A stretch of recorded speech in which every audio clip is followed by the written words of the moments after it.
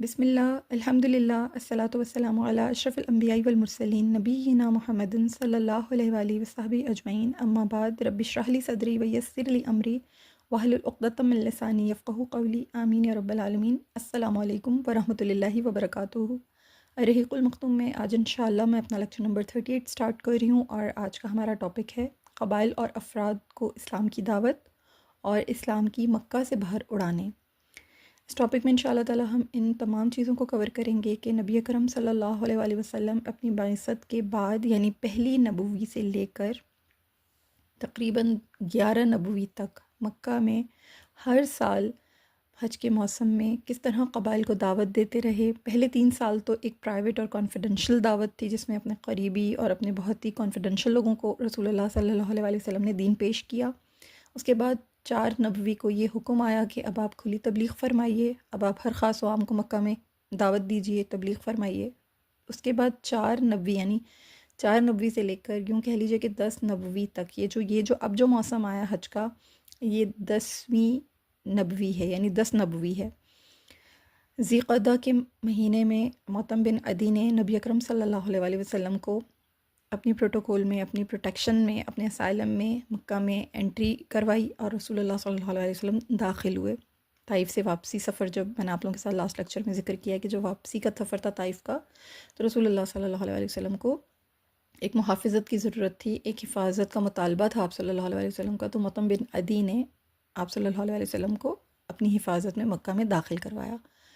وہ مکہ میں داخل ہوئے، فوراً ہی حج کا موسم آ گیا۔ دور قریب سے تمام جتنے بھی لوگ تھے عرب کے، وہ حج کے موسم میں اکٹھے ہوتے تھے اور مکہ آتے تھے۔ نبی کریم صلی اللہ علیہ وسلم ان کے پاس تشریف لے جاتے تھے، انہیں اللہ کی طرف سے، اللہ تعالیٰ کی طرف سے دعوت دیتے تھے، اور اپنی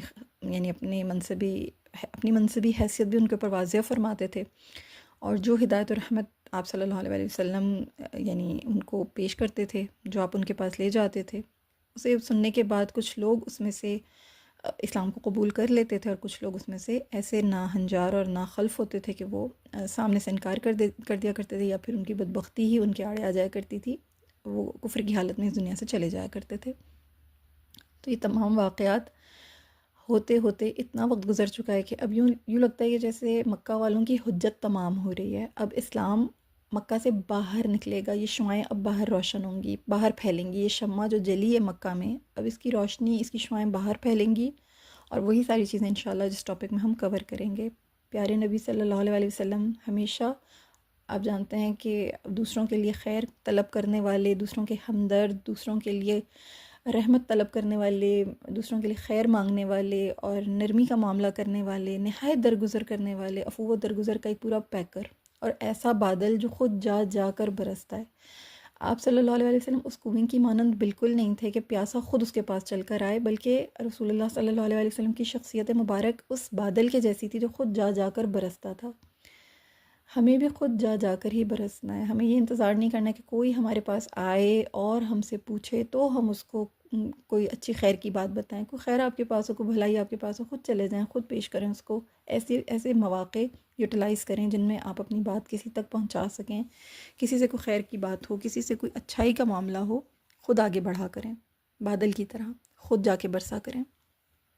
اللہ ہمیں اس اسوہ کو اپنانے کی توفیق عطا فرمائے۔ یہی ہوا کہ اس سال رسول اللہ صلی اللہ علیہ وسلم نے ہر قبائل عرب کے جو قبیلے تھے، سب کے سامنے دعوت کو پیش کیا، انہیں دعوت قبول کرنے کی ترغیب دی، اور اپنی حفاظت کے سلسلے میں بھی ان سے مطالبہ فرمایا، کیونکہ اس سے پہلے کبھی حمایت یا حفاظت کی طلب نہیں کی تھی آپ صلی اللہ علیہ وسلم نے۔ بنو ہاشم، آپ جانتے ہیں کہ باقاعدہ رسول اللہ صلی اللہ علیہ وسلم کو پروٹیکشن دیتے تھے، اور پیچھے پشت پناہی حاصل تھی، کیونکہ سردار جناب ابو طالب رسول اللہ صلی اللہ علیہ وسلم کے پیچھے تھے، بیک پہ تھے۔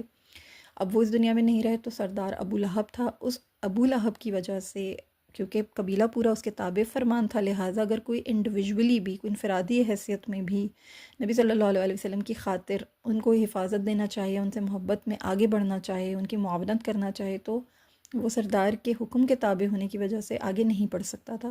تو انفرادی حیثیت میں کوئی کچھ نہیں کر سکتا تھا، ننگی تلواریں تمام جتنے بھی کفار مکہ تھے ان سب کی ننگی تلواریں ایک انسان کے لیے کفایت کر جاتی ہیں، اور مار دیتی ہیں، ختم کر دیتی ہیں اس کی کہانی۔ لہٰذا یہ جرات کوئی کر نہیں پا رہا تھا، کیونکہ یہ وہاں پہ پریکٹیکلی ہو نہیں سکتا تھا۔ باقاعدہ ایک پورا قبیلہ چاہیے تھا، یا باقاعدہ ایک پورا نظم چاہیے تھا، ایک پوری جماعت چاہیے تھی جو آپ صلی اللہ علیہ وسلم کو تحفظ بھی فراہم کرتی، اور ایسا ایک گراؤنڈ بھی پرووائڈ کرتی جہاں پر رسول اللہ صلی اللہ علیہ وسلم اللہ کا دین لوگوں تک پہنچاتے، پیغامات پہنچاتے، بینات پہنچاتے، اور وہاں پر ان کو حفاظت بھی حاصل ہوتی، اور وہاں سے اپنی جو تحریک تھی اس کو لانچ کرتے۔ تو یہ تمام مطالبات لے کر، اللہ کا دین سب سے پہلے لے کر، نبی صلی اللہ علیہ وسلم جن قبائل کے پاس گئے، ان میں کچھ قبائل آپ لوگوں کے سامنے میں ابھی رکھوں گی۔ آپ کیا فرماتے تھے ان کے سامنے؟ آپ ہمیشہ یہ ارشاد فرمایا کرتے تھے کہ میں تم میں سے کسی کو بھی کسی چیز پر مجبور نہیں کرتا، جو اس چیز کو پسند کرے، جس کی طرف میں اسے دعوت دیتا ہوں اسے قبول کر لے، اور جو اسے ناپسند کرے میں اسے مجبور نہیں کروں گا۔ بلا شبہ میں یہ چاہتا ہوں کہ میرے قتل کا جو ارادہ کیا جا رہا ہے، تم اس صورتحال کے پیش نظر میری حفاظت کرو، یہاں تک کہ میں اپنے پروردگار کے پیغامات پہنچا دوں، اور اللہ عز و جل میرے اور میرے ساتھیوں کے لیے جو فیصلہ چاہے، یعنی جو چاہے فیصلہ صادر فرما دے۔ آپ صلی اللہ علیہ وسلم ہر قبیلے میں جا کر یہ ان سے ارشاد فرمایا کرتے تھے، یوں فرماتے تھے اپنی حفاظت کے سلسلے میں، اور اللہ کی دعوت کی، یعنی دعوت قبول کرنے کی اس طرح ترغیب دیا کرتے تھے۔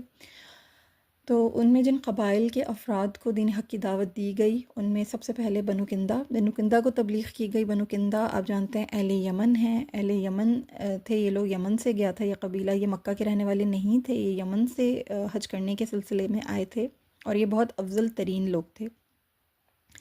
یہ جو بنو کندہ تھے، ان میں آپ صلی اللہ علیہ وسلم تشریف لے گئے، اور ان سے یہ دریافت فرمایا کہ تم لوگوں کا تعلق کن سے ہے؟ انہوں نے کہا کہ اہل عرب سے۔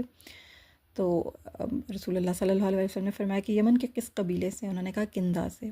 آپ صلی اللہ علیہ وسلم نے فرمایا کہ کندہ کی کس شاخ سے؟ انہوں نے یہ عرض کی کہ بنو عامر بن معاویہ سے۔ تو رسول اللہ صلی اللہ علیہ وسلم نے ارشاد فرمایا کہ کیا تمہیں بھلائی کی کوئی رغبت ہے؟ انہوں نے حیران ہو کے پوچھا وہ کون سی بھلائی ہے، آپ کیا کہنا چاہتے ہیں؟ تو نبی صلی اللہ علیہ وسلم نے انہیں یہ فرمایا، تشہدون ان لا الہ الا اللہ وان محمد رسول اللہ وتقیمون الصلاۃ وتؤمنون بما جاء من عند اللہ۔ تم گواہی دو کہ اللہ کے سوا کوئی معبود برحق نہیں، اور محمد صلی اللہ علیہ وسلم اللہ کے رسول ہیں، نماز قائم کرو، اور جو کچھ اللہ کے پاس سے آیا ہے اس پر ایمان لاؤ۔ ان لوگوں نے نبی کریم صلی اللہ علیہ وسلم کی ان تمام باتوں کو سنا، اور آگے سے ان ناہنجار لوگوں نے جو جواب دیا وہ یہ تھا کہ کیا آپ ہمارے پاس اس لیے آئے ہیں کہ ہمیں ہمارے معبودوں کی عبادت سے روک دیں اور ہم عرب سے قطع تعلق کر لیں؟ آپ اپنی قوم کے پاس واپس چلے جائیں، ہمیں آپ کی کوئی ضرورت نہیں۔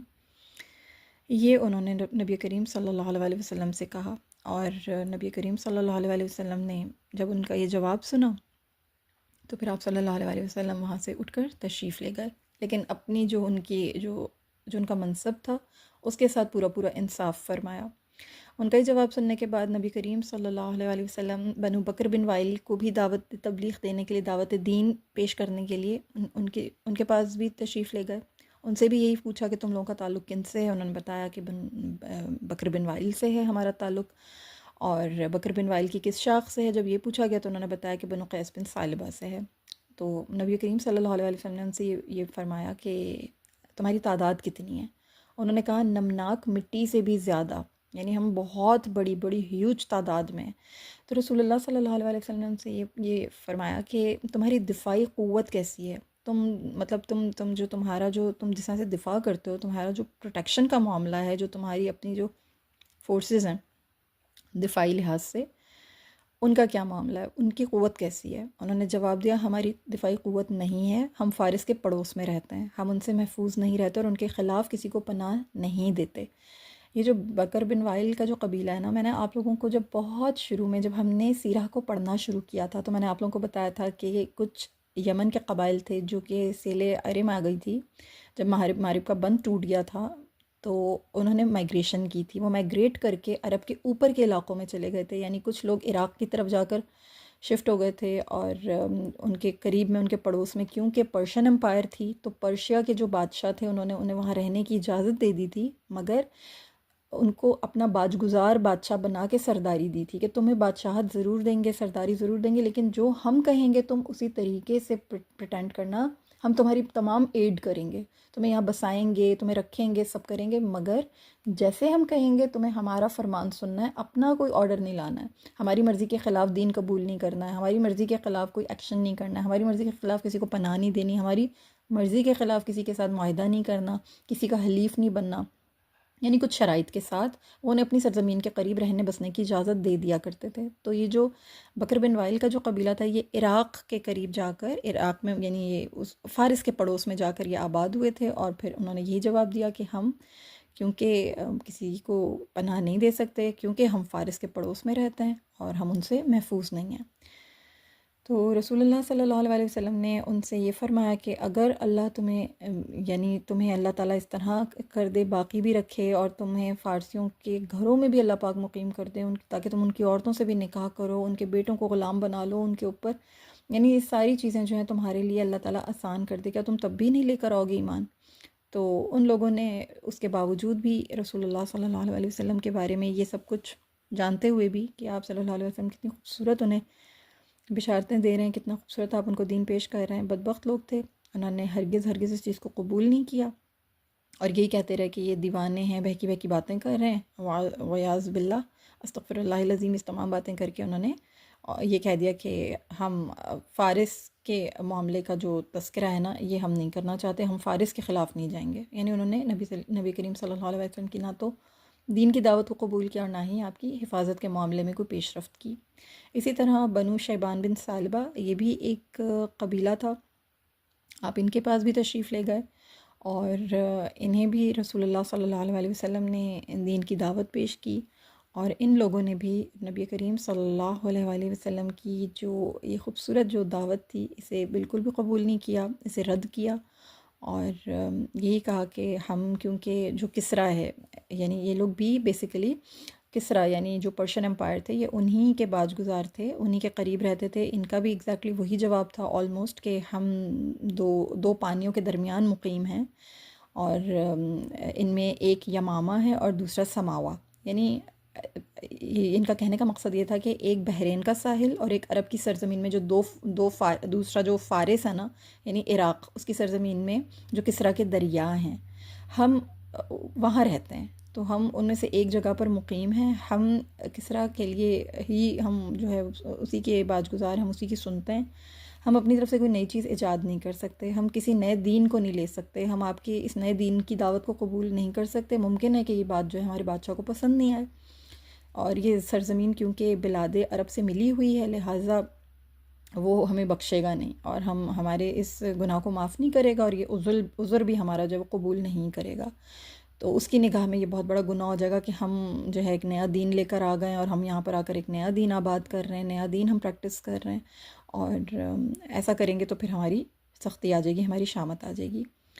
بہرحال انہوں نے منع کر دیا، ان کی اس انکار کو سنتے ہوئے نبی کریم صلی اللہ علیہ وسلم نے ان سے مزید آگے کوئی بحث نہیں کی، کوئی آگے کوئی اور بات نہیں کی، آپ صلی اللہ علیہ وسلم وہاں سے تشریف لے گئے۔ پھر اس کے بعد بنو عامر بن صعصع، ان کو بھی دعوت دی گئی، ان کو جب دعوت پیش کی گئی، اپنی منصبی حیثیت واضح فرمائی گئی، تو انہوں نے یہ کہا کہ ہم آپ کی حفاظت کی خاطر ہم اگر یہ کر لیتے ہیں، یہ کام جو آپ ہم پہ پیش کر رہے ہیں، اگر ہم آپ کی بات کو مان لیتے ہیں اور آپ کی بیعت کر لیتے ہیں، تو آپ یہ بتائیے کہ اگر ہم اللہ تعالیٰ کے یعنی اللہ تعالیٰ اور آپ کے جو مخالفین ہیں، اگر ہم ان پہ غالب آ جائیں گے تو پھر کیا آپ ہمیں حکومت دے دیں گے؟ تو رسول اللہ صلی اللہ علیہ وسلم نے فرمایا کہ اختیار تو اللہ تعالیٰ کے پاس ہے، وہ جہاں چاہے گا وہیں اسے رکھے گا۔ یہ سن کر انہوں نے کہا کہ اچھا، آپ کی حفاظت کی خاطر ہم اپنی گردنوں کو عربوں کا نشانہ بنائیں، اور جب اللہ تعالیٰ آپ کو غالب کر دے تو حکومت ہمارے سوا آپ کسی اور کو دے دیں یا کسی اور کو مل جائے، ہمیں آپ کا دین بالکل بھی منظور نہیں ہے، ہمیں آپ کے دین کی کوئی ضرورت نہیں ہے۔ تو اس طرح انہوں نے آپ صلی اللہ علیہ وسلم کی دعوت قبول کرنے سے انکار کر دیا، اور جب یہ لوگ یعنی واپس گئے تو بنو عامر اپنے ایک بزرگ کے پاس گئے، جب یہ لوگ واپس نکل گئے مکہ سے حج کر کے، تو یہ جب واپس اپنے قبیلے میں پہنچے تو ان کے پاس ایک شخص تھا، بزرگ انسان تھا جو بہت بوڑھا ہو چکا تھا، تو وہ اپنی معذوری کی وجہ سے ان کے ساتھ حج پر جانے سے قاصر تھا۔ جب ان کو اس بات کے بارے میں بتایا گیا، وہ جو بزرگ شخص تھے ان کو جب بتایا گیا کہ اس طرح سے دوران حج ہمارے ساتھ ایک قریشی نوجوان نے ہم پر یوں دین کو پیش کیا، اس کا تعلق بنو عبد المطلب سے تھا اور وہ سمجھتا تھا کہ وہ نبی ہے، اور وہ ہمیں اس بات کی دعوت دیتا تھا کہ ہم اس کی حفاظت کریں، اس کے ساتھ کھڑے ہو جائیں اور اسے اپنے ملک لے جائیں۔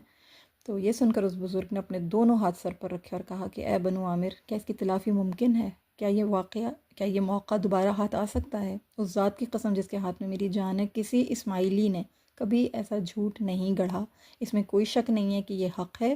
اس وقت تم لوگوں کی عقلیں کہاں چلی گئی تھیں؟ یعنی اس بزرگ کی اللہ نے جو دور اندیشی تھی، جو اس کی جو اندر کی جو قلبی حالت تھی، اس کے دل کی جو حالت تھی، وہ اتنی لطیف تھی کہ وہ اس حق کو سمجھ گیا، اور اس کو بہت افسوس ہوا، بہت پشیمان ہوا کہ کیا ہو گیا تھا تم لوگوں کو، تم لوگ کی عقلیں کہاں چلی گئی تھیں۔ وہ یقیناً اللہ کے نبی تھے، اور کیونکہ بنو اسماعیل میں سے کبھی کسی نے بھی اس طرح کا کوئی جھوٹا دعویٰ نہیں کیا۔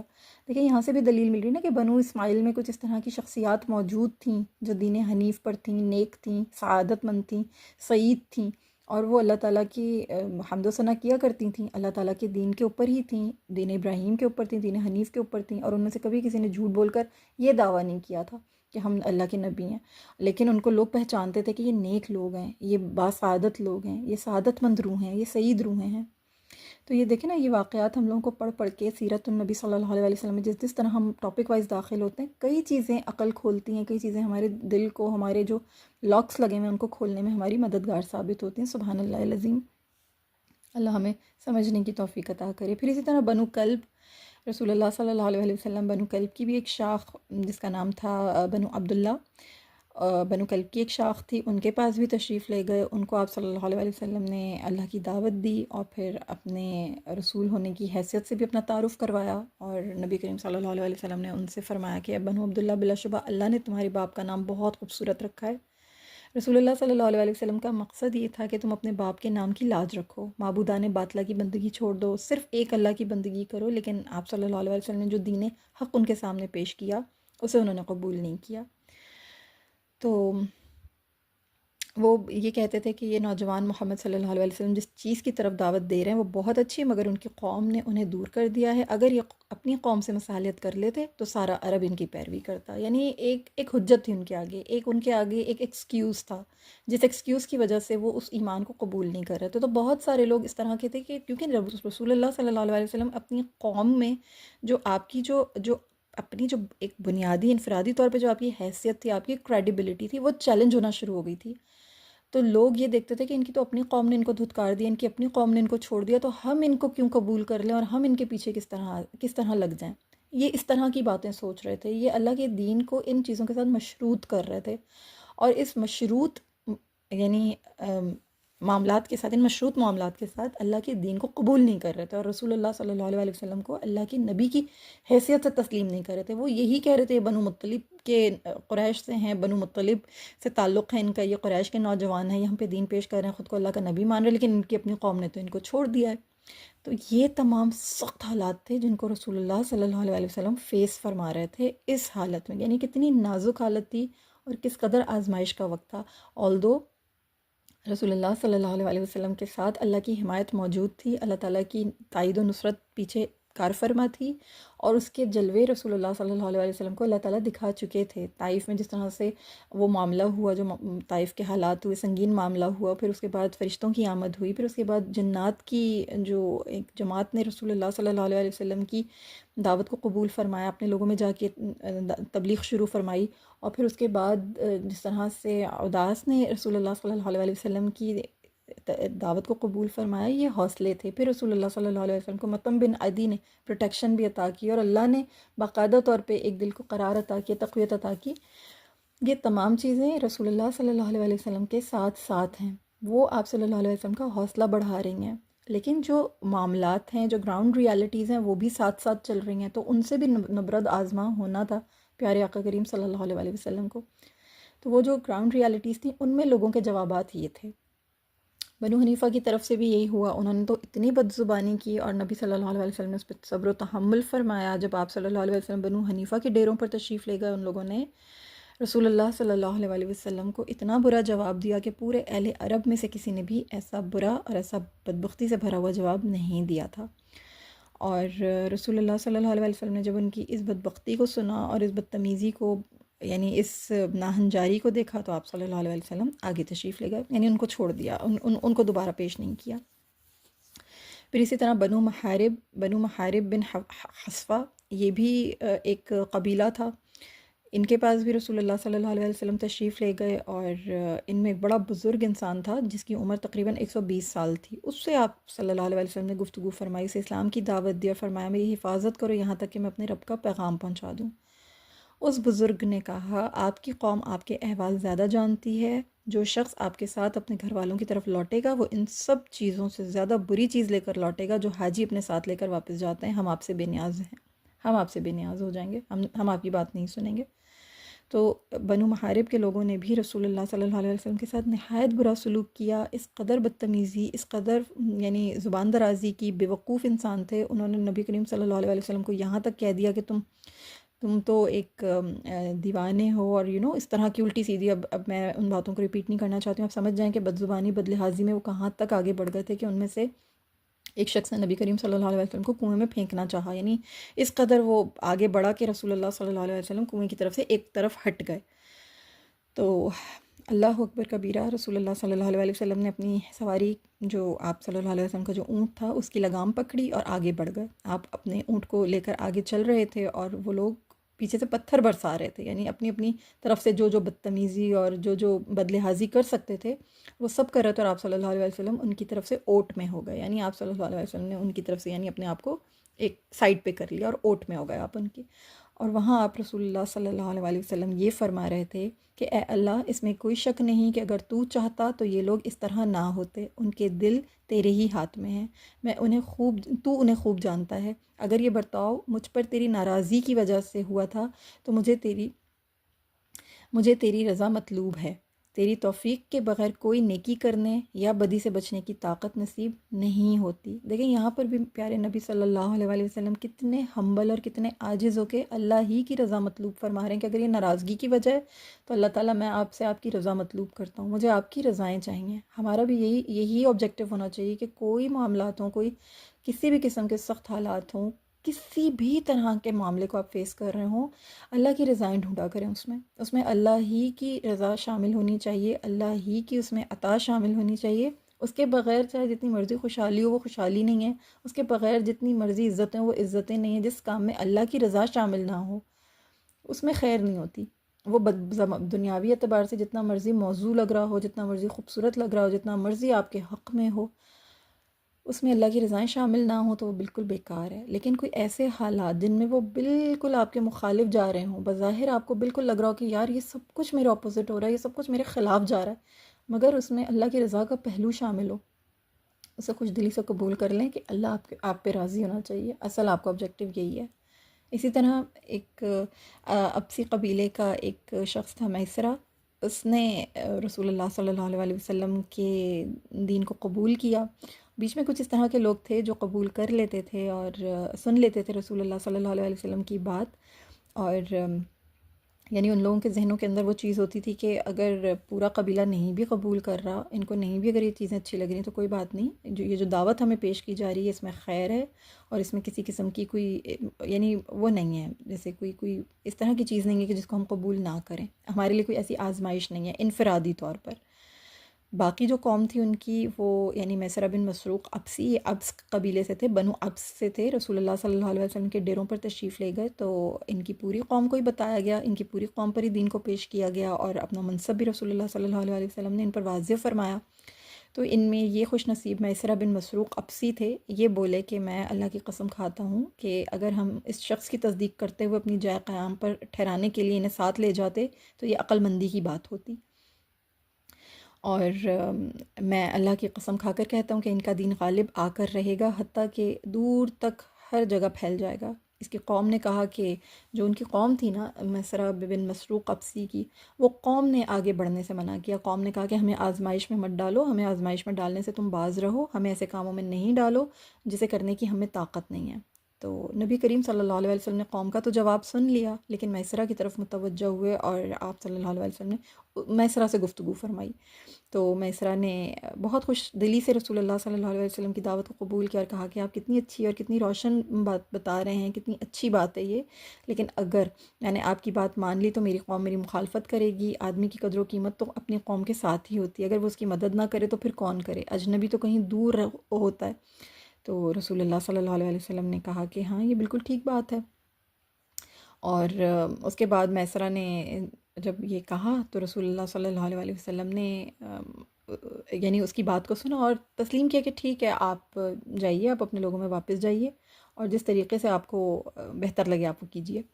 پھر میسرہ نے کیا کیا کہ جب یہ واپس لوٹے نا تو ان کا قافلہ جو تھا وہ فدق کے قریب سے گزرا، یعنی ان کے قافلے کا رخ جو تھا وہ فدق کی طرف ہوا. وہاں یہودی رہتے تھے. ان کے ساتھ میسرہ نے ذکر کیا کہ اس طرح سے وہ ہمیں ایک شخص ملا وہاں پہ، بنو قریش یعنی بنو عبد المطلب کا، قریش کا ایک نوجوان، وہ اس طرح ہمیں دین پیش کر رہا تھا. یعنی آپ صلی اللہ علیہ وسلم کا تذکرہ مبارک ہوا. تو وہاں پر جو یہود تھے نا، انہوں نے پھر کیا کیا کہ اپنی جو ان کے پاس جو ان کی کتاب تھی، ان کی جو توریت تھی، اس میں سے نسخے نکالے اور پھر بتایا کہ یہ جو بتا رہے ہیں نا، جن سے تم لوگ مل کر آئے ہو، یہ وہی ہیں جو اللہ کے نبی ہیں. اور اللہ کے نبی نے جو ہے وہ اس طرح سے وہ یتیم ہوں گے، مکہ سے ہوں گے اور عربی ہوں گے، امی ہوں گے، عربی ہوں گے، اور اس طرح سے جو ہے ان کے بال جو ہیں وہ گھنگرالے ہوں گے اور نہ بالکل سیدھے ہوں گے، اور ان کی دونوں آنکھوں کے درمیان سرخ ڈورے ہوں گے، وہ ملے جلے سرخ و سفید رنگ کے ہوں گے. اور وہ جب دعوت دیں گے تو اس بات کو قبول کر لینا، کیونکہ ان کے دین میں داخل ہو جاؤ گے تو فلاح پا جاؤ گے، ان کی پیروی کرو گے تو کامیاب ہو جاؤ گے.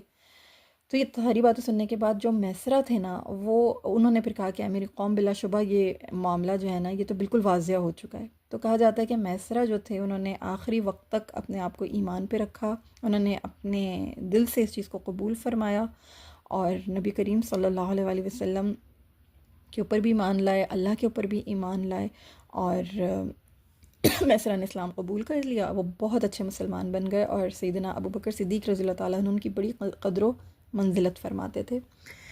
تو اس طرح سے دیکھیے پوری قوم نے خلاف جا کر رسول اللہ صلی اللہ علیہ وسلم کو انکار کیا، لیکن میسرہ بن مسروق ابسی بنو ابس سے تھے، انہوں نے اس چیز کو قبول کیا. پھر اسی طرح بنو غسان آپ کو پتہ ہے کہ غسان جو تبوک سے اوپر کا علاقہ تھا، وہاں جا کر انہوں نے اپنے آپ کو آباد کیا تھا. یہ بھی یمنی قبیلہ تھا بیسیکلی. تو یہ لوگ جو تھے یہ رسول اللہ صلی اللہ علیہ وسلم اکاز جا کر، کیونکہ حج کا موسم تھا، تو اکاز اور مجنہ اور ذوالمجاز، یہ تمام اس طرح کی جگہیں تھیں. بڑے بڑے بازار ہوا کرتے تھے، بڑے بڑے سوق تھے جہاں پر رسول اللہ صلی اللہ علیہ وسلم ان کی جماعتوں کو دیکھا کرتے تھے. پھر ان کے ڈیرے ہوا کرتے تھے، وہاں جاتے تھے حج کے سیزن میں، حج کے موسم میں. تو اکاز میں بنو غسان کے ڈیروں پر بھی آپ صلی اللہ علیہ وسلم تشریف لے گئے. یہ لوگ بہت بڑی تعداد میں تھے. نبی کریم صلی اللہ علیہ وسلم نے انہیں بھی اللہ کی دعوت دی اور فرمایا کہ اللہ ہی کی طرف سے میں نبی بنا کر بھیجا گیا ہوں، تم اس اللہ کی ہی عبادت کرو، اس کے ساتھ کسی چیز کو شریک نہ کرو. اور یہ بھی فرمایا کہ میری حفاظت کرو حتیٰ کہ میں اپنے رب کے پیغامات پہنچا دوں، اس کے بدلے میں تمہارے لیے جنت ہے.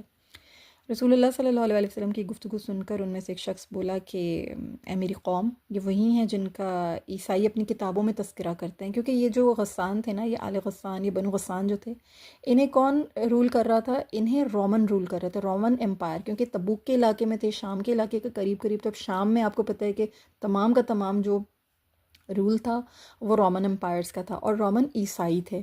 تو اس لیے انہوں نے کہا کہ یہ وہی تمام تذکرے ہیں جو عیسائی اپنی کتابوں میں کرتے ہیں.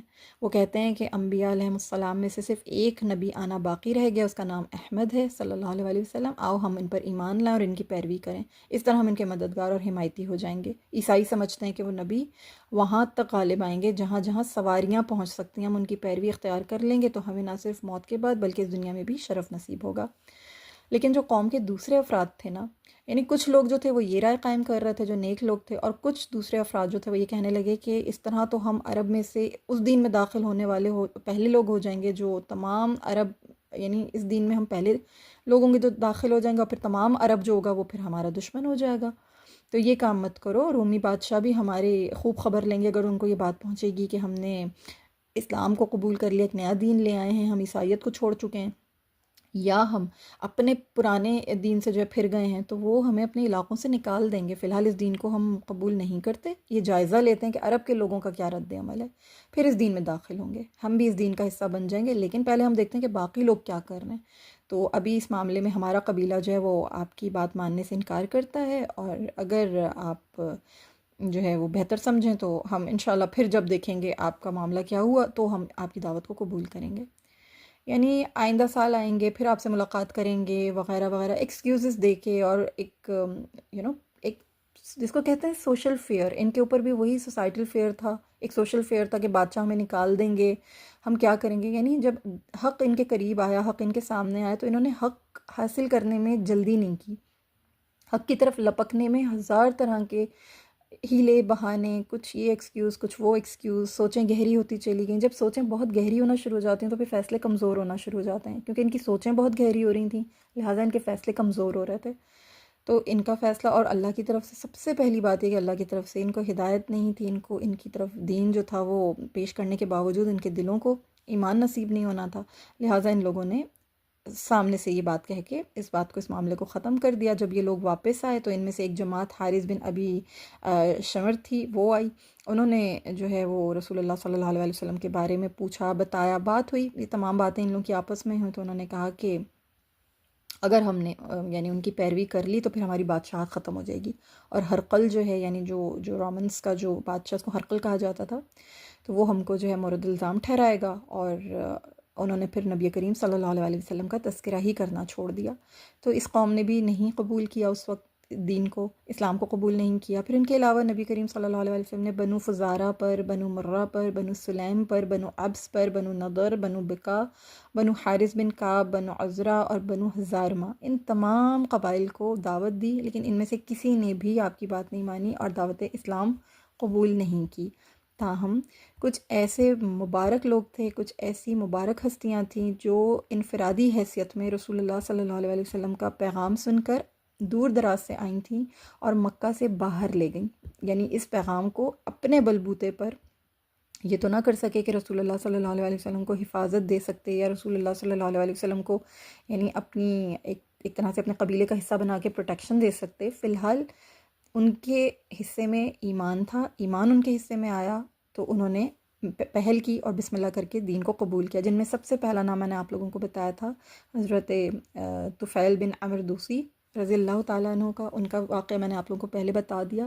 اب ان کے بعد انہوں نے اسلام قبول کیا. اس کے بعد جن کا نام آتا ہے وہ ہیں سیدنا ابو ذر غفاری رضی اللہ تعالیٰ عنہ. ان کی جو جستجو حق ہے اس کے بارے میں معتبر قول یہ ہے کہ سیدنا ابو ذر غفاری رضی اللہ تعالیٰ عنہ کا نام تھا جندب بن جنادہ، اور آپ رضی اللہ تعالیٰ عنہ جو تھے نہایت یعنی شریف انسان تھے، بہت پکے موحد تھے اور بت پرستی سے بیزار تھے. اس دور میں بھی جب دور جاہلیت تھی، یعنی جاہلیہ کے دور میں بھی آپ بہت بیزار تھے بت پرستی سے. رسول اللہ صلی اللہ علیہ وسلم کی بعثت کے بعد مکہ کا ایک شخص سیدنا ابو ذر غفاری رضی اللہ تعالیٰ عنہ سے ملا. اس نے انہیں بتایا کہ مکہ میں ایک شخص ہے، وہ بھی تمہاری طرح کہتا ہے کہ اللہ کے سوا کوئی معبود نہیں. سیدنا ابو ذر غفاری رضی اللہ تعالیٰ عنہ کو جب ادھر ادھر سے رسول اللہ صلی اللہ علیہ وسلم کے متعلق خبریں ملیں تو انہوں نے اپنے بھائی انیس سے کہا کہ مکہ جاؤ اور ان صاحب کے بارے میں معلومات لے کر آؤ جو نبی ہونے کے مدعی ہیں اور کہتے ہیں کہ میرے پاس آسمان سے خبریں آتی ہیں، ان کی باتیں بڑی توجہ سے سننا اور پھر مجھے آ کر بتانا. ان کے بھائی مکہ گئے، انہوں نے نبی کریم صلی اللہ علیہ وسلم کے ارشادات سنے. پھر واپس آ کر حضرت ابو ذر غفاری رضی اللہ تعالیٰ عنہ کو بتایا کہ میں نے انہیں دیکھا ہے، وہ لوگوں کو اخلاقیات کی تعلیم دیتے ہیں، میں نے ان سے جو کلام سنا وہ ہرگز شاعری نہیں ہے. یہ بات سن کر حضرت ابو ذر غفاری رضی اللہ تعالیٰ عنہ نے کہا جس مقصد کے لیے میں نے تمہیں بھیجا تھا اس کے بارے میں میری تشفی پوری نہیں ہوئی. انہوں نے پھر خود سفر کرنے کا ایک انقلابی ارادہ فرمایا. یہ سفر ان کے لیے بہت انقلابی ثابت ہوا. سیدنا ابو ذر غفاری رضی اللہ تعالیٰ عنہ نے زیادہ سفر باندھا، پھر پانی سے بھرا ہوا ایک مشکیزہ اپنے ساتھ لیا اور مکہ جا پہنچے. مسجد الحرام میں حاضری دی اور نبی کریم صلی اللہ علیہ وسلم کو تلاش کرنے لگے. ابو ذر غفاری رضی اللہ تعالیٰ عنہ نبی کریم صلی اللہ علیہ وسلم کو پہچانتے نہیں تھے. رات کا کچھ حصہ بیت گیا. ابو ذر غفاری رضی اللہ تعالیٰ عنہ جو تھے وہ لیٹے ہوئے تھے. حضرت علی کرم اللہ وجہ الکریم نے انہیں اس حالت میں دیکھا تو سمجھ گئے کہ یہ کوئی مسافر ہیں. حضرت علی کرم اللہ وجہ الکریم نے ان سے کہا میرے گھر چل کر آرام کر لیجئے. حضرت ابو ذر غفاری رضی اللہ تعالیٰ عنہ ان کے پیچھے پیچھے چل دیے. دونوں میں سے کسی نے بھی ایک دوسرے کو ظاہر جان پہچان نہیں تھی تو کوئی بات ہی نہیں کی آپس میں. صبح ہوئی تو حضرت ابو ذر غفاری رضی اللہ تعالیٰ عنہ نے اپنا مشکیزہ اور جو ان کا جو توشہ تھا، جو ان کے کھانے پینے کا جو بھی سامان تھا، اٹھایا اور خاموشی سے مسجد الحرام میں آ گئے. یہ دن بھی حسب سابق گزر گیا. حضرت ابو ذر غفاری رضی اللہ تعالیٰ عنہ نبی کریم صلی اللہ علیہ وسلم کو دیکھ نہیں پائے. شام ہوئی تو سونے کی تیاری کرنے لگے. حضرت علی کرم اللہ وجہ الکریم پھر وہاں سے گزرے اور سمجھ گئے کہ یہ شخص اپنی منزل تک نہیں پہنچ سکا. وہ انہیں پھر سے اٹھا کر اپنے ساتھ لے آئے. آج بھی دونوں نے باہم کوئی بات چیت نہیں کی. نہ حضرت ابو ذر غفاری رضی اللہ تعالیٰ عنہ نے بتایا کہ میں کون ہوں، نہ ہی انہوں نے اپنے مکہ آنے کا سبب بتایا، اور نہ ہی حضرت علی کرم اللہ وجہ الکریم نے ان سے یہ دریافت کیا کہ یہاں آنے کا آپ کا کیا مقصد ہے. تیسرے دن بھی یہی ہوا. حضرت علی نے انہیں اپنے ساتھ لے کر جو ہے انہیں اپنے ساتھ لے کر چل پڑے۔ چلتے چلتے انہوں نے حضرت ابو ذر غفاری رضی اللہ تعالیٰ عنہ سے پوچھا آپ یہاں کس کام کے لیے آئے ہیں؟ دیکھیں میں ایک اور چیز آپ کو بتاؤں کہ عرب کا یہ معمول تھا، اور عرب کا آج بھی معمول ہے، 3 دن تک وہ اپنے مہمان کو نا یہ پوچھتے ہی نہیں ہیں کہ آپ کس وجہ سے آئے۔ جب 3 دن ان کی اچھی خاطر، ان کی اچھی مدارت کر لیتے ہیں نا، اس کے بعد ان سے سوال کرتے ہیں کہ یہاں آنے کا کیا سبب ہے۔ یعنی 3 دن سے پہلے وہ ان سے نا سبب نہیں پوچھا کرتے تھے۔ اس واقعے سے یہ چیز اشارہ دے رہی ہے کہ حضرت علی کرم اللہ وجہ الکریم نے اس مسافر سے، اس مہمان سے نہیں پوچھا تھا کہ آپ یہاں کیوں آئے ہیں، آپ کے آنے کا کیا سبب ہے۔ تیسرے دن پوچھا کہ آپ یہاں کیوں آئے ہیں، آپ کے آنے کا یہاں کیا سبب ہے۔ یہ کلچر ہے عرب کا، اور یہ آج بھی ان کے پاس ہے۔ یعنی ان کے پاس اگر کوئی مہمان جاتا ہے نا، تو وہ 3 دن تک اس کی اتنی خاطر، اتنی مدارت کرتے ہیں، ان سے سوال نہیں پوچھتے۔ ان کا اتنا یہ پیارا سا اور اتنا بیوٹیفل یہ کلچر ہے۔ تو انہوں نے پھر یہ بتایا کہ یعنی آپ اگر آپ میری رہنمائی کا وعدہ کریں تو میں سب کچھ بتا دوں گا۔ حضرت علی کرم اللہ وجہ الکریم نے وعدہ فرما لیا، تو انہوں نے اپنی آمد کا سبب بتایا، کیونکہ وہ وقت اس طرح کا تھا کہ ہر کوئی تو مسلمان نہیں تھا، تو انہوں نے بڑا اعتماد کر کے پورا وعدہ لے کے کہ اگر میں اپنے آنے کا سبب بتاؤں تو پھر آپ میری رہنمائی کیجیے گا۔ حضرت علی کرم اللہ وجہ الکریم نے جب ان کی آنے کا سبب سن لیا تو بلا شبہ یہ فرمایا کہ حضرت علی کرم اللہ وجہ الکریم نے یہ فرمایا کہ بلا شبہ حضرت محمد مصطفیٰ صلی اللہ علیہ وسلم اللہ کے سچے رسول ہیں، آپ صبح میرے پیچھے پیچھے چلے آئیں۔ اگر راستے میں کوئی خطرے والی بات پیش آ گئی تو کسی بھی ہیلے بہانے سے بیٹھ جائیے گا، تاکہ لوگ جو ہیں وہ یہ سمجھیں کہ آپ جو ہیں وہ میرا پیچھا، میرے ساتھ ساتھ نہیں ہیں، میرے ساتھ نہیں چل رہے، اور میرا انتظار مطلب نہیں، یہ نہیں کیجیے گا کہ آپ میرا وہاں بیٹھ کے انتظار کرتے رہیں، بلکہ چلتے رہیے گا۔ جب میں پھر چلنے لگوں، یعنی میں اگر کسی نے کچھ اس طرح کا محسوس کیا تو یہ تو آپ بیٹھ جائیے گا یا میں بیٹھ جاؤں گا، اور لوگوں کو یہ شو کریں گے کہ آپ مجھے نہیں جانتے، میں آپ کو نہیں جانتے۔ پھر جب میں چلنے لگوں تو آپ میرے پیچھے پیچھے آنا، تاکہ کوئی یہ نہ سمجھ سکے کہ ہم دونوں ساتھ ساتھ ہیں۔ یعنی پوری ایک انہوں نے پلاننگ کی، پوری ایک پلان کو انہوں نے ترتیب دے کے ایگزیکیوٹ کیا، اور پھر اس کے بعد وہ لوگ جو ہے نبی کریم صلی اللہ علیہ وسلم کے قدموں میں یعنی داخل ہوئے، ان کے قدم مبارک یوں رسول اللہ صلی اللہ علیہ وسلم کی انہیں عطا ہوئے، حضرت ابو ذر غفاری کو۔ اس طرح میں مطلب حضرت علی کرم اللہ وجہ الکریم نے ان کو سمجھا دیا، اور پھر یہ بھی بتا دیا کہ جس طرح جس گھر میں میں داخل ہو جاؤں گا آپ بھی وہاں پہ داخل ہو جائیے گا۔ یوں حضرت ابو ذر غفاری رضی اللہ تعالیٰ عنہ رسول اللہ صلی اللہ علیہ وسلم سے ملنے کی چاہت میں رسول اللہ صلی اللہ علیہ وسلم کی خدمت عالی شان میں پہنچ گئے، اور پھر انہوں نے اسلام قبول کیا۔ حضرت علی کرم اللہ وجہ الکریم نے ان کو ہدایت کی، اور ان کی ہدایات کو یعنی عمل کرتے ہوئے، ان کے مطابق عمل کرتے ہوئے وہ اس طرح سے پہنچے۔ رسول اللہ صلی اللہ علیہ وسلم نے ان سے فرمایا آپ اپنی قوم غفار میں واپس چلے جائیں نا، ان کا تعلق غفار سے تھا، اسی لیے ذر غفاری کہلاتے ہیں۔ غفار ان کی قوم کا نام ہے، یہ اس قوم کی وجہ سے ان کا نام جو ہے غفاری ہے۔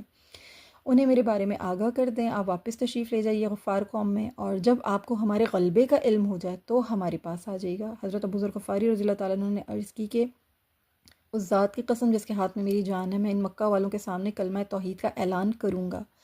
حضرت ابو ذر غفاری رضی اللہ تعالیٰ عنہ کے نے نبی کریم صلی اللہ علیہ وسلم کے پاس سے تشریف لے کر اٹھے، اجازت طلب کی، اور مسجد الحرام میں آ گئے، اور بلند آواز سے اعلان کیا میں گواہی دیتا ہوں کہ اللہ کے سوا کوئی معبود برحق نہیں، اور محمد صلی اللہ علیہ وسلم اللہ کے رسول ہیں۔ مشرکین نے یہ اعلان حق سنتے ہی پورا مجمع ان پر ٹوٹ پڑا، اور انہیں مار مار کر زمین پر گرا دیا، اتنا مارا کہ حضرت محمد مصطفیٰ صلی اللہ علیہ وسلم کے چچا حضرت عباس آ گئے۔ انہوں نے حضرت ابو ذر غفاری رضی اللہ تعالیٰ عنہ کو بچانے کے لیے خود اپنے آپ کو ان کے اوپر ڈال دیا، اور قریش سے کہا افسوس، کیا تمہیں معلوم نہیں کہ یہ شخص غفار قبیلے کا ہے؟ تمہارے شام جانے والے تاجروں کا راستہ ادھر سے ہی نکلتا ہے۔ انہوں نے اس طرح مشرکوں کو منع کیا، ان کی زد سے حضرت ابو ذر غفاری رضی اللہ تعالیٰ عنہ کو بچایا۔ ابو ذر غفاری رضی اللہ تعالیٰ عنہ دوسرے دن بھی مسجد الحرام میں آئے اور اپنے اسلام کا ببانگ دہل اعلان کیا۔ مشرکین پھر ان پر ٹوٹ پڑے اور مارنے لگے۔ اس دن بھی حضرت عباس رضی اللہ تعالیٰ عنہ نے انہیں بچایا۔ حضرت سیدنا ابو ذر غفاری رضی اللہ تعالیٰ عنہ کی فضیلت بہت نمایاں ہے، ان کی خصوصیات، ان کی حق گوئی، ان کی بے باکی، ان کی راست بازی بہت بہت نمایاں ہے۔ رسول اللہ صلی اللہ علیہ وسلم نے ان کے حق میں یہ فرمایا تھا کہ کسی ایسے شخص پر آسمان سایہ فگن ہوا، نہ زمین اس کے لیے فرش راہ بنی، جو ابو ذر غفاری رضی اللہ تعالیٰ عنہ سے زیادہ سچا ہو۔ سبحان اللہ العظیم، سبحان اللہ العظیم، یہ جامع ترمذی کی حدیث ہے۔ تو بہت بہت پایا ہے، اللہ تعالیٰ نے ان کو قبول عطا فرمایا، بہت اللہ نے ان کو عزت عطا فرمائی، مقام عطا فرمایا۔ ایک روایت میں کہ غزوہ تبوک کے سفر کے دوران میں حضرت ابو ذر غفاری رضی اللہ تعالیٰ عنہ کا اونٹ سست پڑ گیا، انہوں نے اپنا سامان اتارا، پشت پر لادا اور پیدل ہی رسول اللہ صلی اللہ علیہ وآلہ وسلم کے پیچھے چل دیے۔ نبی کریم صلی اللہ علیہ وآلہ وسلم کسی منزل پر ٹھہرے تو ایک مسلمان نے دور سے دیکھا کہ ایک شخص اکیلا پیدل چلا آ رہا ہے۔ اس نے نبی کریم صلی اللہ علیہ وآلہ وسلم کو اطلاع دی کہ آپ صلی اللہ علیہ وآلہ وسلم نے فرمایا کہ اللہ کرے ابو ذر ہو۔ جب وہ قریب پہنچے تو پتہ چلا کہ ابو ذر غفاری ہی ہیں۔ رسول اللہ صلی اللہ علیہ وآلہ وسلم نے فرمایا اللہ ابو ذر پر رحم کرے، یہ اکیلا چلتا ہے، اکیلا ہی فوت ہوگا اور اکیلا ہی اٹھایا جائے گا۔ سبحان اللہ العظیم۔ چنانچہ ایسے ہی ہوا، حضرت ابو ذر غفاری رضی اللہ تعالیٰ عنہ عثمان بن عفان یعنی عثمان غنی رضی اللہ تعالیٰ عنہ کے دور میں ربضہ میں مقیم تھے۔ وہاں ان کے ساتھ ان کی بیوی اور غلام کے سوا کوئی نہیں تھا۔ انہوں نے وصیت کی کہ جب میں فوت ہو جاؤں تو غسل و کفن کے بعد میری میت راستے پر رکھ دینا، اور جو قافلہ سب سے پہلے گزرے اس سے درخواست کرنا کہ انہیں دفن کرنے میں ہماری مدد کرو۔ جب وہ اللہ کو پیارے ہوئے تو بیوی اور غلام نے اسی طرح کیا۔ اسی دن اس راستے پر ابن مسعود رضی اللہ تعالیٰ عنہ اپنے رفقا کے ساتھ عراق سے آ رہے تھے اور عمرہ ادا کرنے مکہ مکرمہ جا رہے تھے۔ چنانچہ راستے میں پڑا، جب دیکھا کہ جنازہ راستے میں پڑا ہے تو قریب تھا کہ قافلے کے اونٹ جنازہ پاؤں تلے رون دیتے۔ اچانک حضرت ابو ذر غفاری رضی اللہ عنہ کا غلام اٹھ کے کھڑا ہو گیا اور بلند آہنگی سے کہا کہ یہ صحابی رسول سیدنا ابو ذر غفاری رضی اللہ تعالیٰ عنہ ہیں، انہیں دفن کرنے میں ہماری مدد کیجیے۔ یہ سن کر ابن مسعود رضی اللہ تعالیٰ عنہ بے اختیار رو پڑے اور کہا رسول اللہ صلی اللہ علیہ وآلہ وسلم نے سچ فرمایا تھا، تو اکیلا چلتا ہے، اکیلا ہی مرے گا اور اکیلا ہی اٹھایا جائے گا۔ پھر وہ اور ان کے ساتھی اونٹوں سے اترے، ان کا جنازہ پڑا اور انہیں دفن کر دیا۔ پھر ابن مسعود رضی اللہ تعالیٰ عنہ نے پورا واقعہ بیان کیا کہ رسول اللہ صلی اللہ علیہ وآلہ وسلم نے ابو ذر غفاری رضی اللہ تعالیٰ عنہ کے بارے میں یہ الفاظ تبوک کے سفر میں فرمائے تھے۔ سبحان اللہ العظیم۔ یہ وہ شخصیت تھے کہ جن کو اس طرح یعنی موحد تھے، دین کی ایک طلب تھی، دین حق کی جستجو تھی، اور اس جستجو حق میں انہوں نے اپنے لوگوں تک بھی دین کو جو ہے پھیلانا چاہا، اور رسول اللہ صلی اللہ علیہ وسلم نے انہیں کہا کہ نہیں، ابھی نہیں، جب بہتر محسوس کریں گے آپ کہ اب ہمارے معاملات بہتر ہوگا پھر آپ تبلیغ کیجیے گا، پھر آپ جائیے گا۔ تو ان کے بہت سارے انشاءاللہ تعالیٰ آگے کی جو ہم پڑھیں گے رسول اللہ صلی اللہ علیہ وسلم کی سوانح عمری، اس میں انشاءاللہ بہت سارے ایسے واقعات آپ کے سامنے آئیں گے کہ جس میں انہوں نے بہت ساری خدمات انجام دیں، اور یہ بہت رسول اللہ صلی اللہ علیہ وسلم کے جانثار صحابی تھے۔ پھر اسی طرح ضماد بن ثعلبہ ازدی رضی اللہ تعالیٰ عنہ، یہ قبیلہ ازد سے تعلق تھا ان کا۔ ازد شنوا، میں نے آپ لوگوں کو بتایا تھا ازد شنوا ایک قبیلہ تھا۔ تو یہ زمانہ جاہلیت ہی سے رسول اللہ صلی اللہ علیہ وسلم کے دوست تھے۔ یہ طب اور دم کے ذریعے سے لوگوں کا علاج کیا کرتے تھے۔ یہ بھی ابتدائی دور میں ہی مسلمان ہو گئے تھے۔ اور ضماد جو تھے وہ ایک مرتبہ مکہ آئے تھے، اور مکہ کے چند احمق لوگ جو تھے، ظاہر سی بات ہے وہاں کے اتنے نامعقول لوگ تھے، انہوں نے بتایا کہ ملنا نہیں دینا، یعنی رسول اللہ صلی اللہ علیہ وسلم کے خلاف الٹے سے جو پروپیگنڈا کیا ہوا تھا انہوں نے کہ انہیں جنون کا مرض لاحق ہے اور انہیں یہ لاحق ہے، انہیں وہ لاحق ہے۔ تو ضماد نے فوراً کہا کہ ٹھیک ہے، مجھے ان سے ملنا چاہیے، ہو سکتا ہے اللہ تعالیٰ میرے ہاتھوں شفا دے دیں ان کو، اگر ایسا ہو جائے تو میں ان کی شفا کا ذریعہ بن جاؤں گا۔ تو ضماد رسول اللہ صلی اللہ علیہ وسلم کی خدمت میں گئے اور کہا کہ اے محمد صلی اللہ علیہ وسلم، میں دم کے ذریعے سے جنون کا علاج کرتا ہوں، اللہ تعالیٰ نے میرے ذریعے سے بہت لوگوں کو شفا دی ہے، کیا آپ اس طریقہ علاج سے کوئی دلچسپی رکھتے ہیں؟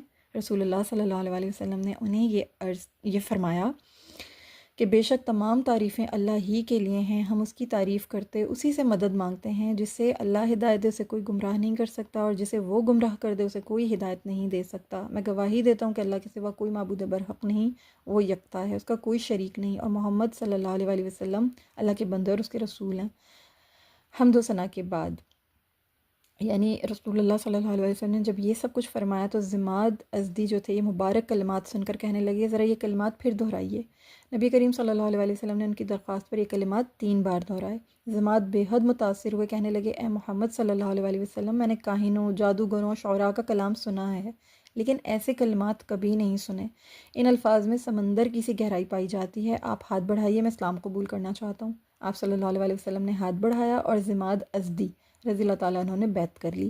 رسول اللہ صلی اللہ علیہ وسلم نے فرمایا اپنی قوم کی جانب سے بھی بیعت کر لو۔ ضماد رضی اللہ تعالیٰ عنہ نے اپنی قوم کی طرف سے بھی بیعت کر لی۔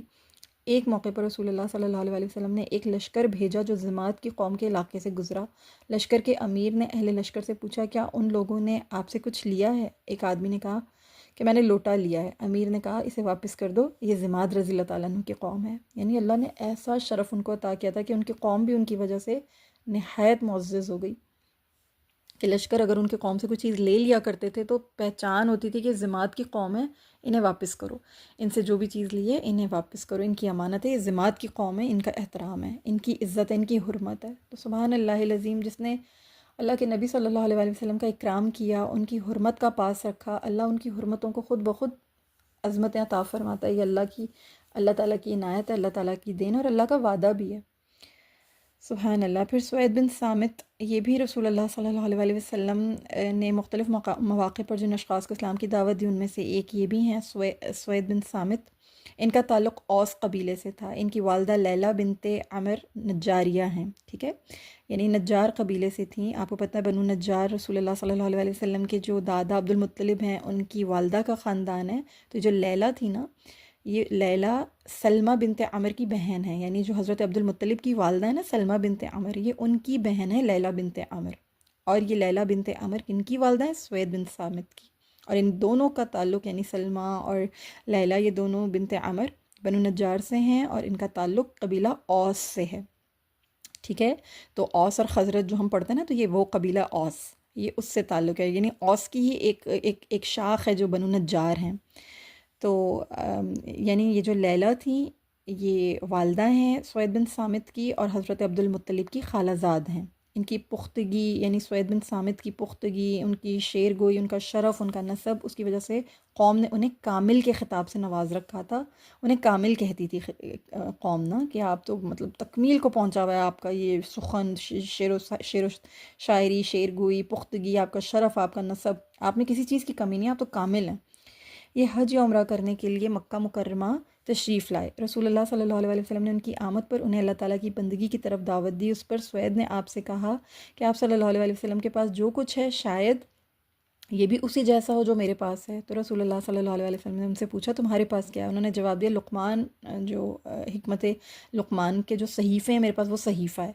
تو رسول اللہ صلی اللہ علیہ وسلم نے فرمایا اسے میرے سامنے پیش کیجیے۔ انہوں نے وہ صحیفہ آپ صلی اللہ علیہ وسلم کے سامنے پیش کیا تو رسول اللہ صلی اللہ علیہ وسلم نے فرمایا اس میں کوئی شک نہیں کہ یہ اچھا کلام ہے، لیکن جو میرے پاس ہے وہ اس سے افضل ہے، وہ قرآن ہے جو اللہ تعالیٰ نے مجھ پر نازل کیا، وہ ہدایت اور نور ہے۔ پھر رسول اللہ صلی اللہ علیہ وسلم نے ان کے سامنے قرآن مجید کی تلاوت فرمائی اور انہیں اسلام کی دعوت دی۔ انہوں نے اعتراف کیا بلا شبہ یہ اچھا کلام ہے۔ پھر وہ آپ صلی اللہ علیہ وسلم کے پاس سے اٹھے اور واپس چلے گئے۔ پھر اپنی قوم کے پاس مدینہ پہنچے۔ وہاں پہنچتے ہی انہیں خزرج نے قتل کر دیا، اور کیونکہ آپ کو پتہ ہے اوس اور خزرج یہ دو قبائل جو تھے یہ ہمیشہ آپس میں لڑتے رہتے تھے۔ ان کے درمیان میں بہت سارے جو ہیں جنگیں بھی ہوئی تھیں، جس میں سے جنگ بعاث جو ہے یہ ایک بہت بڑا مارکہ ہوا تھا۔ تو یہ جو ان کا جو قتل تھا نا، یہ جو سوید بن صامت کا جو قتل کیا تھا خزرج نے، یہ اوس اور خزرج کے درمیان جنگ بعاث کا سبب بنی تھی۔ تو ان دونوں کے درمیان ایک بہت خون ریز جنگ ہوئی تھی، شعلے بھڑکے تھے دونوں قبیلوں کے درمیان، اور پھر ان میں یہود نے جو ہے وہ ان کی حمایت کی تھی۔ بنو قینقاع اور خزرج کا آپس میں معاہدہ ہو گیا۔ بنو قینقاع جو تھے یہ یہود تھے اور خزرج جو تھے وہ عرب تھے۔ انہوں نے آپس میں ایکا کر لیا اور اوس کے خلاف ہو گئے۔ اوس کے ساتھ بنو نضیر نے اور بنو غالباً ایک اور کون تھے، بنو قریظہ تھے غالباً، انہوں نے آپس میں یعنی دو یہود کے قبیلے اوس کے ساتھ مل گئے، اور یوں ان لوگوں کی آپس میں جو بہت خون ریز جنگ ہوئی تھی اسے جنگ بعاث کہا جاتا ہے، ٹھیک ہے۔ یہ جو جنگ بعاث ہے مدینہ میں ہوئی تھی اور اوس اور خزرج کے درمیان ہوئی تھی۔ ابھی رسول اللہ صلی اللہ علیہ وسلم مدینہ تشریف نہیں لے گئے تھے، یہ اس سے پہلے ہوئی تھی۔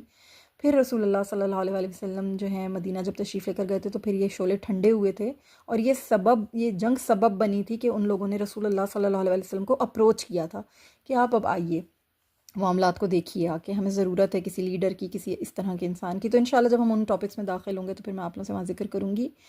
تو جناب سوید جو تھے جیسے ہی وہاں گئے، انہیں خزرج نے قتل کر دیا، اور کہا جاتا ہے کہ اسلام قبول کر چکے تھے، اس میں کوئی شک نہیں ہے کہ انہوں نے اسلام جو ہے وہ قبول کر لیا تھا، اور ان کی قوم ان کو مسلمان جانتی تھی، انہیں پتہ چل گیا تھا، ان کا ایمان ثابت تھا کہ ہاں یہ مسلمان ہو چکے ہیں۔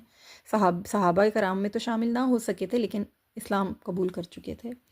پھر اسی طرح سے ایاز بن معاذ، انہیں بھی رسول اللہ صلی اللہ علیہ وسلم نے جو ہے وہ اپنی یہ لوگ اپنی یعنی یہ جو تھے یہ بنو عبد اشل میں سے تھے، اور ان پر بھی رسول اللہ صلی اللہ علیہ وسلم نے اپنا دین پیش کیا تھا، اور انہوں نے ان کے سامنے مطلب جب اسلام کا تذکرہ فرمایا رسول اللہ صلی اللہ علیہ وسلم نے، قرآن مجید کی تلاوت فرمائی، تو ایاز بن معاذ بالکل نوجوان تھے، وہ بولے کہ اے میری قوم، اللہ کی قسم جس مقصد کے لیے تم یہاں آئے ہو یہ چیز اس سے بہتر ہے۔ تو یوں انہوں نے جو ہے جب یہ بات کہی تو پھر ان کی قوم کا ایک شخص تھا، اس کا نام تھا ابو الحسیر انس بن رافع، بتھا کی مٹی اس نے اٹھائی اور لے کر ان کے چہرے پر دے ماری، پھر کہنے لگا یہ بات چھوڑو، میری عمر کی قسم ہم اس کے علاوہ کسی اور مقصد کے لیے آئے ہیں۔ ایاز خاموش ہو گئے، تو نبی کریم صلی اللہ علیہ وسلم ان کے پاس سے اٹھ کھڑے ہوئے، وہ لوگ مدینہ واپس آ گئے۔ پھر تھوڑے عرصے ہی کے بعد ایاز بن معاذ کی وفات ہو گئی۔ ان کی قوم کے لوگوں نے سنا کہ وہ عالم نظام اللہ تعالیٰ کی تحلیل کر رہے تھے، تکبیر کر رہے تھے، تحمید کر رہے تھے اور تسبیح کرتے رہے یہاں تک کہ فوت ہو گئے۔ اس میں کوئی شک نہیں تھا کہ وہ اسلام کی حالت میں تھے، اور لوگوں نے اس بات کی تصدیق کی تھی کہ نہیں، انہوں نے رسول اللہ صلی اللہ علیہ وسلم نے جو دین پیش کیا تھا نا، انہوں نے قبول کر لیا تھا۔ تو وجہ یہ تھی کہ ایاز رضی اللہ تعالیٰ عنہ کے دل میں اسلام اسی مجلس میں سما گیا تھا جب انہوں نے نبی کریم صلی اللہ علیہ وسلم کی گفتگو کو سنا تھا۔ پھر قبیلہ حمدان کا بھی ایک شخص تھا، اس نے بھی میدان عرفات میں جب رسول اللہ صلی اللہ علیہ وسلم نے لوگوں سے ملاقات کی تھی، تو اس شخص نے بھی رسول اللہ صلی اللہ علیہ وسلم کے زبان مبارک سے یہ سنا، جب اللہ کا کلام سنا اور رسول اللہ صلی اللہ علیہ وسلم کی ہستی مبارک کا، ان کے منصب کا، ان کی حیثیت کا جب تعارف ہوا، تو اس شخص نے بھی ان کی بات کو سنا اور فوراً اس چیز کو قبول کیا کہ یہ شخص جو ہیں یہ اللہ کے رسول ہیں اور یہ بالکل ٹھیک کہہ رہے ہیں۔ اور حالانکہ ان کی قوم جو تھی وہ ان کے خلاف تھی، لیکن انہوں نے کہا کہ نہیں، یہ بالکل سچے نبی ہیں اللہ کے۔ پھر قیس بن خطیم، انہوں نے بھی، یہ بہت ہی مشہور قبیلہ تھا، جو اوس قبیلہ تھا اس کے بہت مشہور شاعر تھے، اور جنگ بعاث کے متعلق ان سے بہت سے اشعار منقول ہیں۔ یہ جب مکہ آئے، ان پہ رسول اللہ صلی اللہ علیہ وسلم نے ایمان کی دعوت کو پیش کیا، ان کے سامنے قرآن مجید کی تلاوت کی، انہوں نے کہا اس میں کوئی شک نہیں کہ یہ ایک عجیب کلام سن رہا ہوں میں، اور آپ صلی اللہ علیہ وسلم مجھے چھوڑیے تاکہ میں اس سال اپنے معاہدے میں غور و فکر کروں، پھر آئندہ دوبارہ آؤں گا۔ لیکن قیس بن خطیم جو ہیں وہ سال پورا ہونے سے پہلے ہی 2 قبل ہجرت، یعنی کہ ہجرت سے بھی 2 سال پہلے آپ صلی اللہ علیہ وسلم نے جب ان پہ دین پیش کیا تو انہوں نے تعریف ضرور کی تھی لیکن قبول نہیں کیا تھا، اور یہ کہا تھا مجھے اس دفعہ مجھے جانے دیجیے، چھوڑ دیجیے، میں اگلے سال آؤں گا اور پھر میں قبول کروں گا، لیکن انتقال ہو گیا تھا ان کا۔ تو یہ کچھ اس طرح کی ہستیاں ہیں، کچھ اس طرح کے نام ہیں جنہوں نے رسول اللہ صلی اللہ علیہ وسلم کو سامنے سے انکار نہیں کیا، اور آپ صلی اللہ علیہ وسلم کی عظمت کو بھی تسلیم کیا، آپ صلی اللہ علیہ وسلم کے دین کی جو تعلیم تھی اس کو بھی اچھی نگاہ سے دیکھا۔ لیکن ان میں سے کچھ ایسے اعلیٰ بخت لوگ تھے جنہوں نے نہ صرف قبول کیا بلکہ صحابی رسول صلی اللہ علیہ وسلم بھی بنے، اپنی لوگوں کو بھی جا کر تبلیغ کی، اور بہت سارے ایسے بیچ میں ان کے ہاتھ تھے جس کی وجہ سے دین کو بہت تقویت حاصل ہوئی۔ تو الحمدللہ آج ہم نے ان تمام کے بارے میں پڑھا۔ اگلا جو میرا ٹاپک ہوگا انشاءاللہ تعالیٰ وہ اسراء والمعراج سے متعلق ہوگا، کیونکہ اب ایک واقعہ یہ ہے جو اللہ پاک نے نبی کریم صلی اللہ علیہ وسلم کو جو زخم ملے تھے، یہ عام الحزن کے جو زخم تھے، یہ اتنے گہرے تھے کہ ان کا مداوع اللہ نے اسی انداز میں کرنا تھا جس انداز میں اسراء والمعراج رونما ہوئی۔ تو انشاءاللہ اس ٹاپک کو انشاءاللہ میں آپ لوگوں کے ساتھ اگلے لیکچر میں ڈسکس کروں گی۔ تب تک کے لیے اجازت دیجیے۔ اللہ تعالیٰ آپ کا اور میرا حامی و ناصر ہو، ہم سب کو اس پر عمل کرنے والا بنا جو ہم دین نبوی صلی اللہ علیہ وسلم، سیرت النبی نبوی صلی اللہ علیہ وسلم سیکھ رہے ہیں، پڑھ رہے ہیں۔ اللہ اس کو ہماری زندگیوں میں عمل پیرا فرمائے، آمین یا رب العالمین۔ السلام علیکم ورحمۃ اللہ وبرکاتہ۔